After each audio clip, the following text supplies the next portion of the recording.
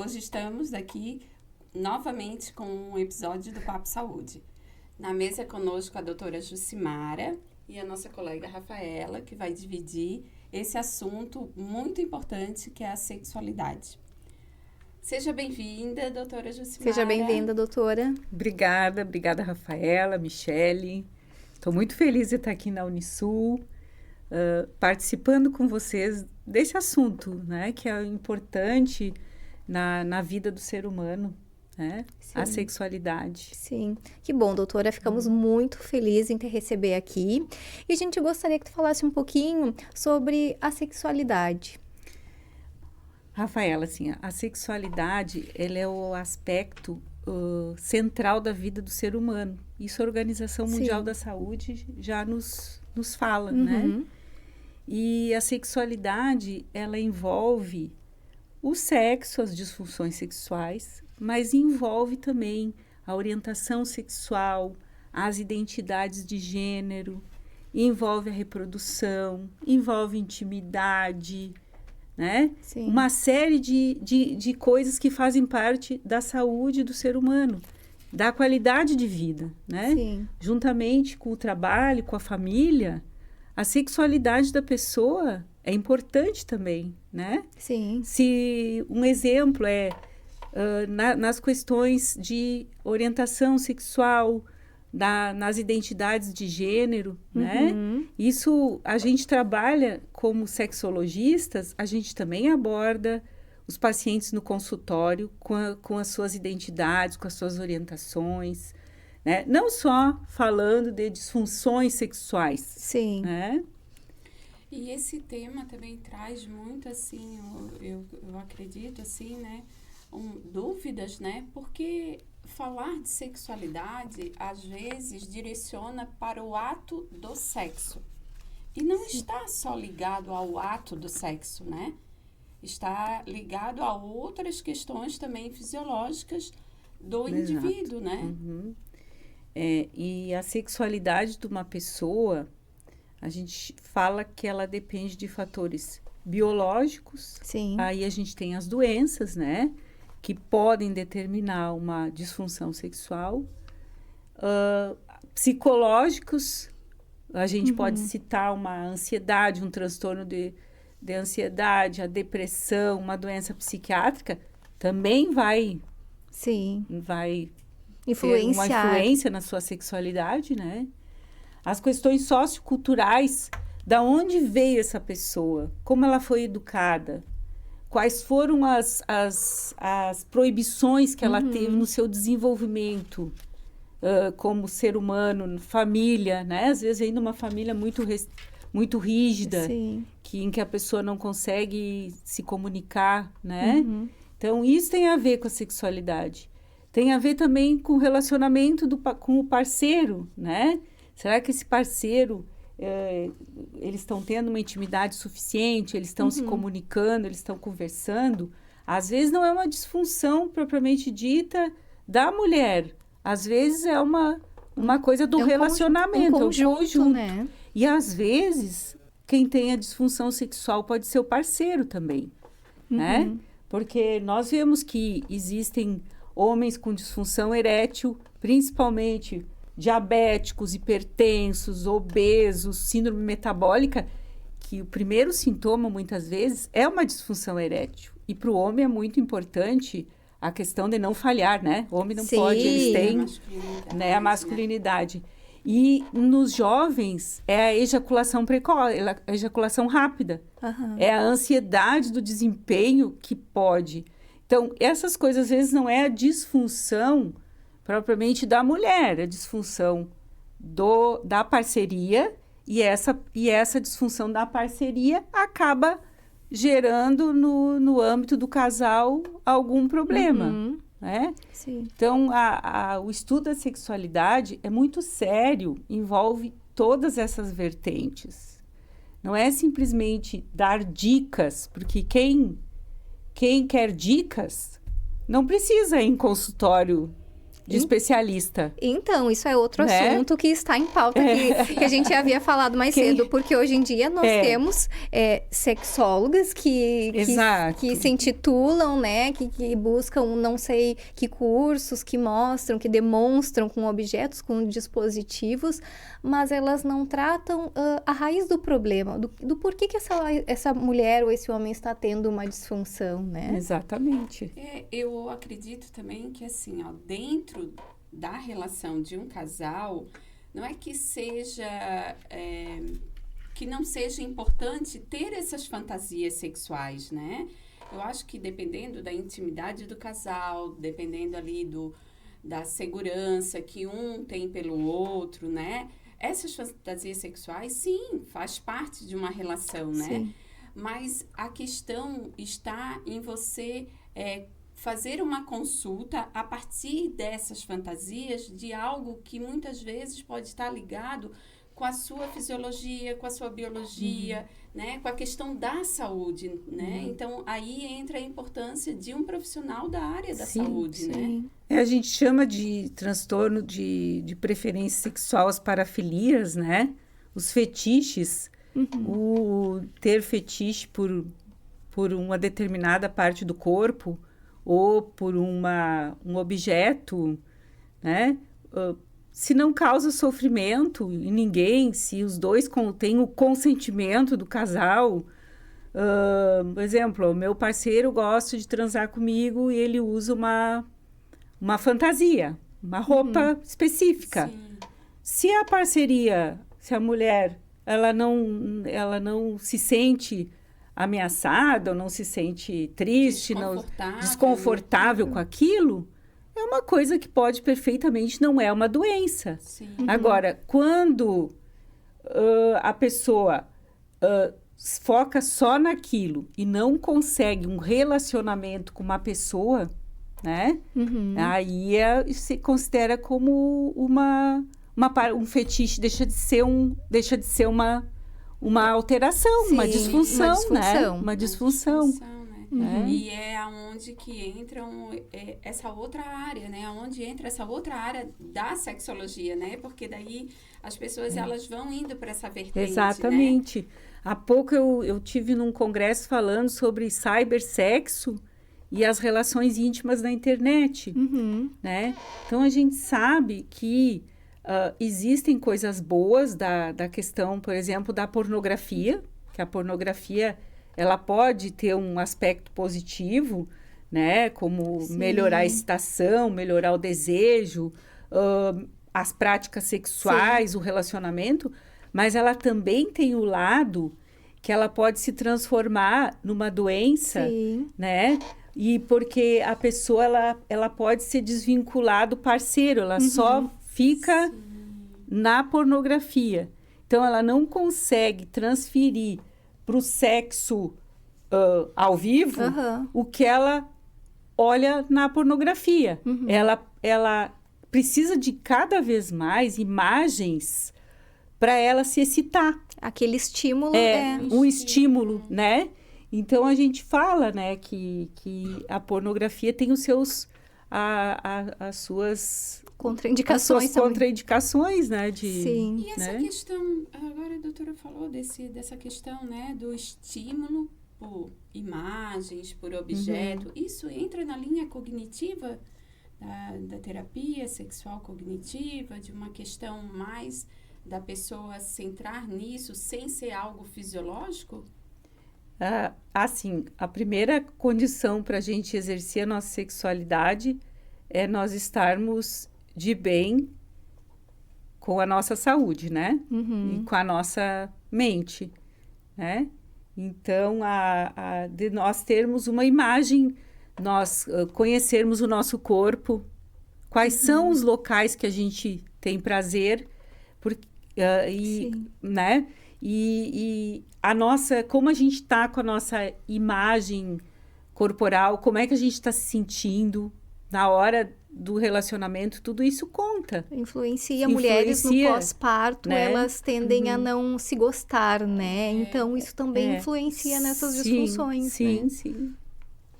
E quais são as causas, as maiores causas, assim, se tem uma estatística das disfunções e há questões de idade. Se mulheres mais jovens têm essas disfunções por determinadas situações, mulheres de mais idade são mais sistêmicas, mais orgânicas, as disfunções. Sim, tem isso uma média? Tem, depende de cada fase da vida, né? Porque a sexualidade, ela não é igual para todas as fases, né? Digamos assim que as mulheres mais jovens, elas têm mais disfunção no orgasmo. Porque o orgasmo é um aprendizado. E a gente tem que aprender a sozinha ter orgasmo. Se tocando. Como é que a gente... Um tabu. E às vezes é um tabu, porque isso, vem né? também de uma família conservadora que não podia se tocar, que se tocar em tal lugar é errado, é pecado, né? Sim. Então, assim, a anorgasmia é muito mais frequente em jovem. A mulher, à medida que ela vai avançando na sua vida, se ela consegue se aprimorando, ela vai buscando o seu orgasmo. Porque essa história de quem dá orgasmo é a parceria, tá errado. Quem tem que ter orgasmo na gente é a gente mesmo. A gente tem que ir atrás dele. Sim. Né? Agora, a disfunção, o desejo sexual hipoativo, as disfunções do desejo, às vezes eles cursam mais assim na fase da menopausa, né? Na questão dos relacionamentos muito longos, mas principalmente na menopausa, porque tem uma influência hormonal, uma queda dos hormônios, né? E também tem a ver com a identidade como mulher, né? Então, a gente sempre fala, se a mulher, ela, ao longo da vida, ela teve uma sexualidade resolvida, né? Cada um tem o seu ciclo de resposta sexual, né? Assim, tem que ter orgasmo do mesmo jeito, tem que orgasmo, tem... Não, cada uma tem o seu jeito e o seu tipo. Mas se ela foi durante a vida dela bem resolvida, sua imagem satisfeita com sua imagem corporal, conseguiu a conversa com a parceria, né? Muito importante. Sim. Ela vai chegar na idade, no pós-menopausa, menopausa, com menos problemas daquela mulher que na vida, no MENAC, na mais jovem, ela tinha seus problemas, né? Sim. Aí vai cronificar. É uma coisa crônica que é mais difícil de tratar. Um desejo sexual, por exemplo, que já vem de longa data do que um desejo sexual que surgiu na menopausa. O da menopausa é mais fácil de tratar do que aquele crônico. E esses né? tratamentos, eles são feitos através de terapias e também tem algum fármaco que é usado para fazer esse resgate, vamos supor assim? As pessoas sempre vão na consulta querendo aquele remedinho, né? É, um remedinho. Eu quero aquele remédio, a senhora vai me dar o remédio porque eu não tô... Eu tinha um bom funcionamento, eu não tinha libido. Mais, né? É sempre aquela história, e o libido, né? é um termo muito freudiano, muito psicanalítico, né? Mas a gente fala em desejo, em excitação, né? E porque às vezes a gente pergunta, mas qual é o problema da sua libido? Eu não tenho orgasmo. Eu não... Tu vai ver, ela tem dor, né? Então, é outra coisa. O libido é muito amplo para as mulheres. Então, a primeira coisa profissional precisa é separar as fases. A gente tem como vertente o ciclo da resposta sexual, né? Então, a gente vai classificar as disfunções sexuais em desejo sexual hipoativo, né? Que é a falta da fantasia, né? Do pensamento, do comportamento encoberto, que é o desejo, é aquela coisa que se passa na mente das pessoas, né? É o desejo. Então, a gente vai ver se a fase é do desejo, se é da fase de excitação, ou seja, começa o namoro ali e ela não consegue se excitar, nem subjetivamente, né? Para chegar ao desejo maior. Sim. E ela não consegue se lubrificar, que é a fase objetiva da resposta. Sim. Ou se ela tem orgasmo, quer dizer, ela não consegue, ela tem desejo, ela tem excitação, ela lubrifica, mas ela chega na hora do orgasmo, ela não consegue ter orgasmo.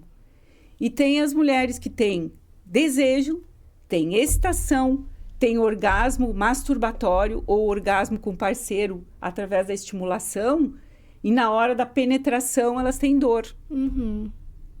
Tipo, tem vaginismo, né? Dispareunia, né? Aí tem características, pode ser um vaginismo, por exemplo, por causas, uma endometriose, ela pode desencadear um vaginismo, porque a dor, né? Sim. Mas o vaginismo pode ser através de um abuso, surgiu da história dessa paciente, que ela sofreu uma agressão, um abuso, né? E então pode ser psicológico também, né? Então tem que ser bem definida as fases em que está ocorrendo o problema. E se essas fases, se é uma coisa que está muito frequente, se tem mais de 6 meses de duração, né? Também, se é eventual, não é disfunção, né? Não é disfunção uma vez ou outra. E também o sofrimento que isso acarreta para a pessoa que tem e para o seu parceiro, né? Porque é uma mulher que não tem orgasmo, ela sofre com aquilo, ela quer ter orgasmo, e na hora da relação, por exemplo, ela fica de espectadora do... Sim, né? Ela, na hora, ela começa a transar, mas eu quero ter, eu vou... Não, mas eu vou...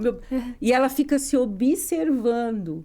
E daí ela não tem orgasmo mesmo, porque quem se controla no sexo não aproveita o sexo, né? Para aproveitar, tem que perder a cabeça. Tem que perder a cognição. Tem que mergulhar. E não ficar pensando que tem a conta para pagar, né? Porque tem muita gente que também é muito disperso na hora. Sim. Né? Mas a doutora falando, e a gente vai aqui, né? A mente, a as ideias vêm, né? Indo, né? Quanta informação que nunca, podemos dizer nunca, ou muito menos, foram passados para as nossas antepassadas, né? Porque falamos de uma geração não tão longe, mas essas coisas estavam muito longe, né? Do conhecimento. E essa relação também desse conhecimento com a juventude, né? Sim. Que a doutora falou ali, né? Dos jovens, e a gente vê isso, né? Da sexualidade, que a gente vê hoje meninas muito cedo grávidas, né? Eu tenho um índice aí de 10 a 14 anos, menina já gestando, e isso está relacionado a esse conhecimento da sexualidade, né? Porque se a menina de 10 a 14 anos ela está gestando, é porque ela teve uma relação também com um parceiro que também, na maioria das vezes, é da mesma idade, né? Então, como isso está precoce, né? Sim. E na maior parte das vezes, não precisa terapia sexual. Precisa de educação, orientação, tá? Então, orientar os nossos adolescentes, uma consulta que vá no seu ginecologista, que realmente tem um papo sobre o que está acontecendo com esse adolescente, porque antigamente a consulta do adolescente, não sei, a minha consulta não é aquela consulta clássica, assim, que eu vou só orientar sobre contracepção, explicar que tem que usar preservativo.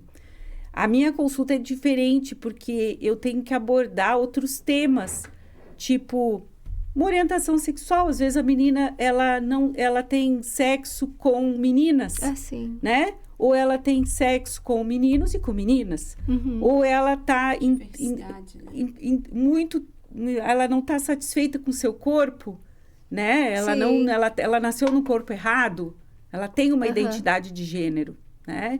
Então, às vezes, ela vai para a consulta com fim, e muitas vezes a mãe leva na consulta e sai da consulta com outras coisas que tem outras demandas, né? Sim. Abordagens, né? Mas a abordagem da sexualidade também passa pela educação.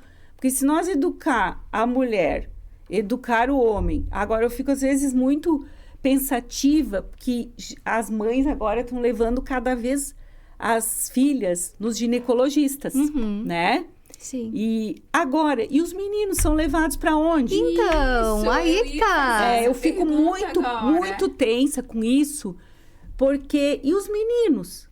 Os meninos, eles têm que se resolver sozinho? Tem que aprender tudo sozinho? E a gente leva onde que eles aprendem? Exatamente. Os meninos, eles podem consultar com um médico que tenha formação em medicina sexual. Tipo, eu posso, assim, a questão da orientação. Mas, às vezes, os pais podem levar no urologista. Então. Né? Mas, agora a gente tem urologistas que estão se dedicando mais a esse estudo. Né? Não, assim, a parte da sexualidade também. A gente tem nos nossos grupos de estudo no Brasil, eu pertenço num grupo que é a BENS, é um grupo que tem urologistas, tem psicólogos, rapazes que são psicólogos, né? Sim. Então, os meninos, eles têm essa condição de orientar. Porque os meninos, né? Então... A mesma coisa, a gente pede atualmente que a vacina do HPV seja feita nas meninas. Sim. E os meninos, às vezes, ficam sem cobertura vacinal. Sim. Ficam transmitindo o vírus. E a mulher, como sempre, ela tendo que dar conta, que dar conta, se precaver. A responsabilidade ainda sempre cai na mulher, né? Exatamente. A gente roda, é um sistema que está aí, estamos ampliando as informações, mas cada vez mais eu vejo que ainda está ali vinculado à mulher. Então, a mulher tem que dar conta da sexualidade, a mulher, porque se ela não tem, né, um orgasmo, o problema é dela, porque... E, às vezes, o homem se cobra porque ele tem que dar orgasmo para a mulher. Sim. Também, né? E o problema não é dele. Cada um tem que ser o seu orgasmo. E os dois juntos aproveitar o orgasmo de cada um na hora que for. E se não for um orgasmo na mesma hora, e que se não for do mesmo jeito, se a mulher não consegue ter um orgasmo com penetração, mas tem com a masturbação, ela tem que saber pedir para o parceiro. Sim. Ela precisa explicar para ele, porque às vezes também a mulher não explica como ela gosta. Às vezes é um lugar que ele toca que ela sente dor. Que ela não fala. Que ela não fala. Por que ela não fala? Né? Então, na consulta do adolescente, eu sempre friso isso com as adolescentes. Vocês têm que negociar, aprender a negociar desde cedo, a negociar na conversa. Sim. Não na hora que vai transar lá, vai pra festa e aí vai rolar um sexo sem preservativo. Não, ele sabe que você... E talvez você tenha que levar um preservativo, por que não? Né? Mas se eu levar, ele pode me achar que eu sou muito... atirada. Não, é o corpo, é a nossa dignidade, a nossa integridade que tem que defender.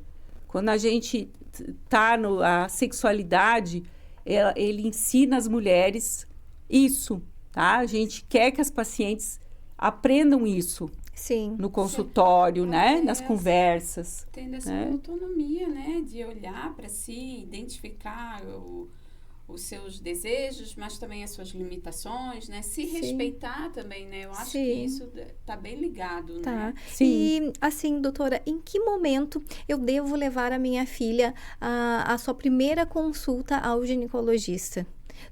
Depois da primeira menstruação? Tem uma idade determinada? Como que a gente pode explicar isso para as mães que estão com as menininhas nessa transição, já que hoje a gente tem tão precoce e para as meninas e para os meninos também, né?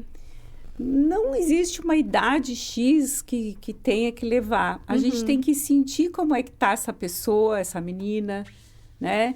E conversando com ela, as expectativas dela a respeito do futuro e o que ela gostaria. É muita conversa que a família tem que ter com a adolescente, né? E sentir um pouquinho como é que ela está em termos de meio, né? Na escola, no meio social, né? A rede de amigos, né? E assim, explicar que a consulta com o ginecologista não é para fazer exame ginecológico. A primeira consulta é muito esclarecedora, é conversa, é informativa, é fazer com que a menina saiba que ali é o espaço dela. Que ali ela pode falar o que ela tiver vontade de falar, que ela vai ser respeitada, que ela vai ser acolhida, que ali é um espaço dela e que a prevenção é muito importante do que qualquer tratar a doença. Sim. Então, se ela sair da primeira consulta assim, eu nem examinei essa paciente, mas eu posso examiná-la numa segunda fase. Olha, vamos fazer exame numa próxima visita. Daqui 1 mês ou 2 você vem, a gente faz o exame se você não se sentir segura, né? Mas assim, que ela saia com essa ideia. Sim. Porque a primeira consulta, nossa, minha, eu acho que tem que ser marcante para a mulher. É que nem, né? É uma coisa que tem que ser, deixar uma mensagem legal, né?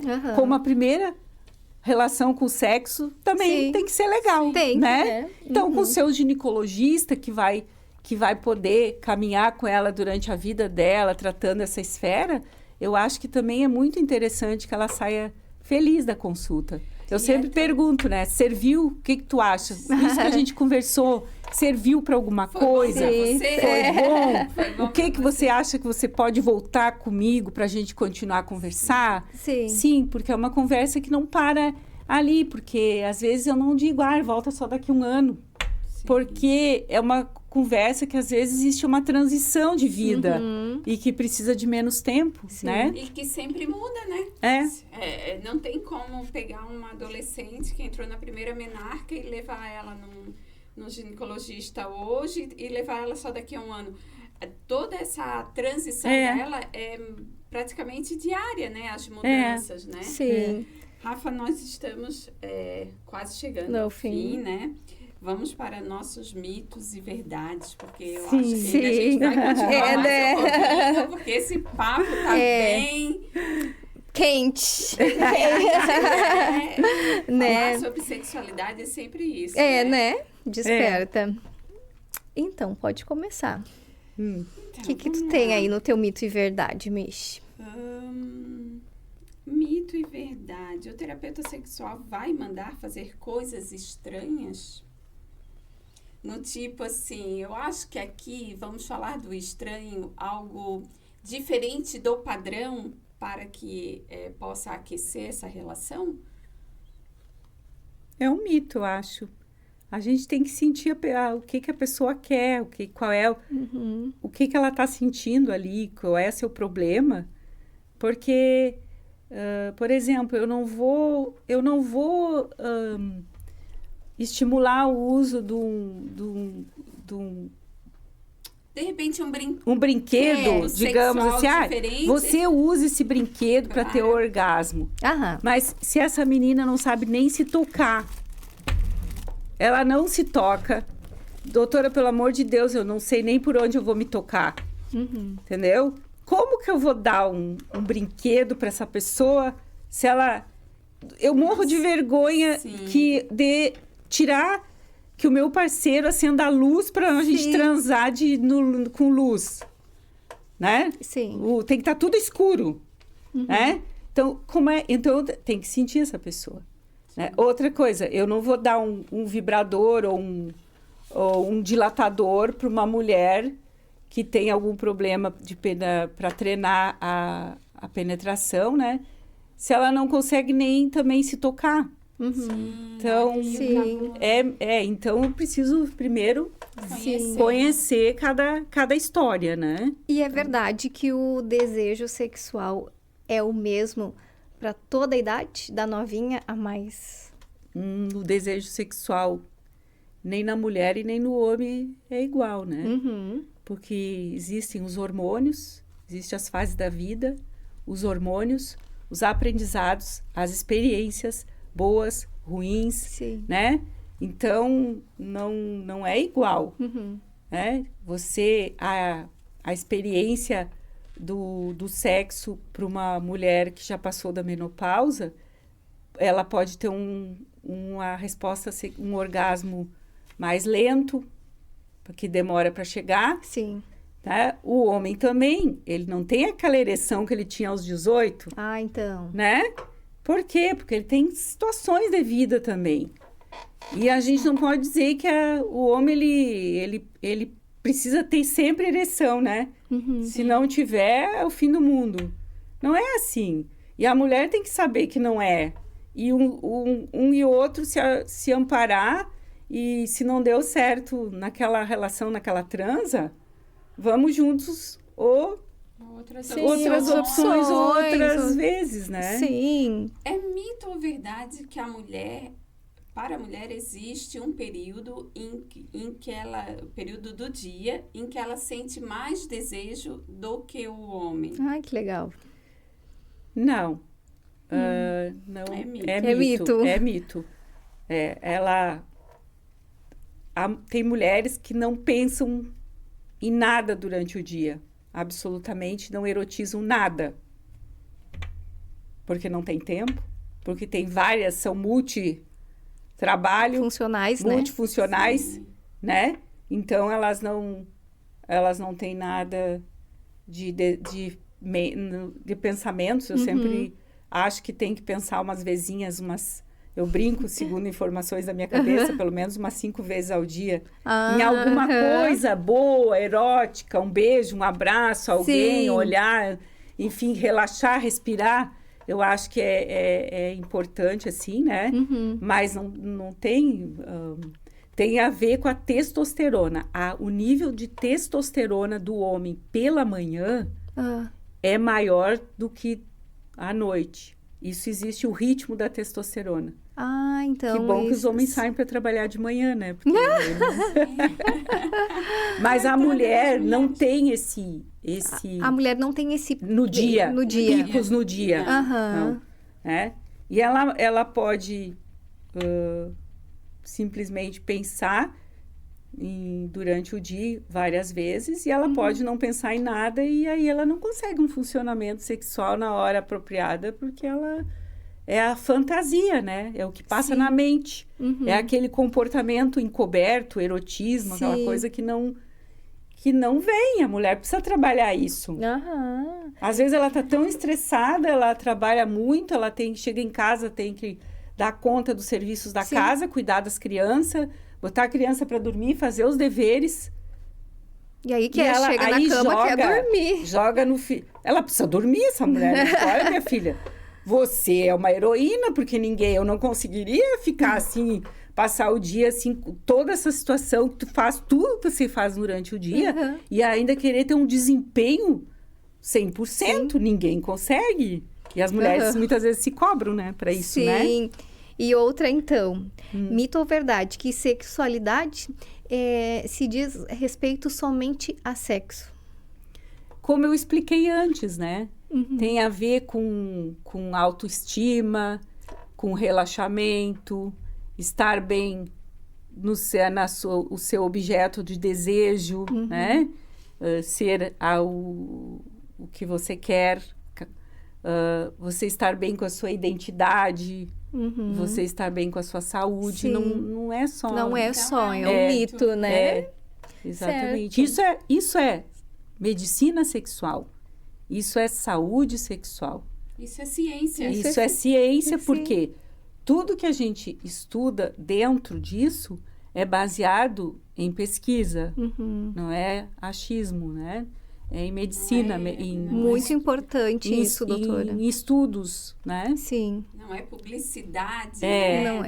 Não é. Porque às vezes se depara com sexólogos que deturpam um pouco a verdadeira função de quem trabalha nessa área, né? Então, querendo inserir dispositivos, vender isso aqui, alguma coisa ou dar alguma dica. Cria um risco para a saúde, né? Cria um risco para a saúde, porque cronifica o problema da pessoa. Sim. Porque se a pessoa estiver ali com uma questão mesmo, né, de saúde ali, fisiológica, ela pode estar até colocando a vida dela em risco, né? Usando esses tipos de objetos e, enfim, alguma medicação, né? Sim. Michele, que papo gostoso, né? Olha! Nossa, estamos, Sim, infelizmente a gente vai ter que chegar ao fim hoje, né? Agradecer, doutora. Né? Muito. Que legal. Empolgante. Acho que tem muita coisa pra gente conversar sobre, informação, né? Muita informação. Sim, doutora, eu gostaria de agradecer. Em nome da minha colega Michele, do nosso coordenador Guilherme, a tua participação aqui, a disponibilidade de vir até aqui e nos passar tanta informação gostosa de uma forma leve, que eu acho que é assim que o conhecimento tem que ser passado. E aqui nós temos um mimo para ti, uma lembrança do Papo Saúde. Muito obrigada. Pode tomar o teu chazinho, fim de tarde, lembra da gente. Certo. Isso. E para fechar, né, eu gostaria de pedir a gentileza que a doutora passasse uma mensagem para as mulheres que estão nos assistindo. Claro que esse conteúdo não é só para as mulheres, tá? Esse conteúdo, ele entra, sim, no universo masculino. Sim. Ele também entra no universo aí dos adolescentes e jovens. Mas eu falo das mulheres porque ainda a gente carrega essa cultura, né? Esse tabu de não falar sobre a sexualidade. Uhum. Uma mensagem para essa mulher que está nos assistindo e que se identificou com alguma coisa ou com o episódio completo, para ela buscar essa ajuda, esse acolhimento, né? Certo. Eu acho que a saúde sexual é o bem-estar físico, mental, funcional, né, da pessoa. Então, se alguma mulher está com algum problema, não fique ruminando esse problema, pensando e não buscando ajuda. Eu acho que... Sim. E que muitas vezes essa ajuda vai vir de uma forma que vai resolver o problema rapidamente, né? Uhum. Então, eu acho que a gente precisa ser ajudado, o ser humano, né? Nessas situações que ele precisa de ajuda. Não fique pensando que é a única pessoa do mundo que tem aquele problema. Uhum. Sim. Meu Deus, que horror! Eu acho que todo mundo... Eu não sou normal, que eu, como eu tô assim, eu tenho algum problema.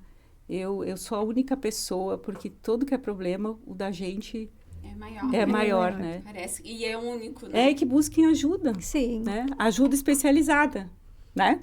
Isso. De preferência, né? Com uma médica conceituada, né? E é isso, Rafa. Chegamos ao fim. Sim. Muito obrigada. Parabéns, meninas, obrigada, também. Doutora. Gostei muito de estar com vocês aqui. E a gente pode repetir um papo, né? Podemos sim. Volte sempre. Tá, obrigada. E vocês que estão nos assistindo, continuem nos acompanhando, porque sim, assim como a doutora falou, podemos repetir esse conteúdo e muitos outros. Até mais. Até mais. Tchau, obrigada. Tchau.